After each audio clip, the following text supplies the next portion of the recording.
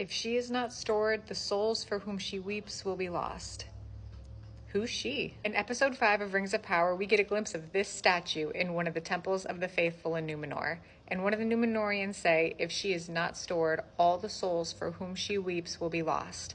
So who is he referring to? Let me introduce you to Nienna. Known as the Lady of Pity and Grief, she is the Valar of grief and mourning, but also pity and courage. She's often known to be weeping, not for herself, but for the wounds that evil inflicts on Arda. She's one of the most powerful of the Valar and sister of the Feantari, Mandos, and Lorien. She dwells alone, rarely visiting the city of Valimar, and more often spending her time in the halls of Mandos, comforting those who cry out to her. She brings strength to the spirit and turns sorrow into wisdom. She helped in the creation of the two trees by watering the Ozelahard with her tears, and when Ungoliant ultimately destroyed the trees, her tears are what helped wash away the darkness that Ungoliant left.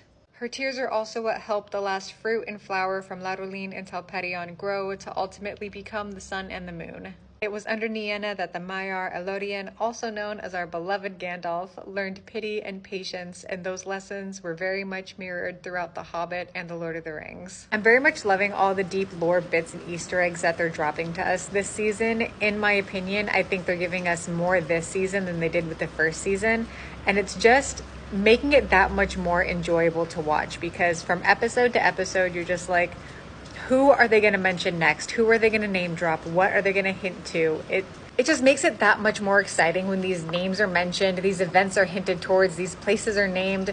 Because I personally never thought that we would hear some of these things or see some of these things in a Lord of the Rings adaptation. So I am just living it up right now.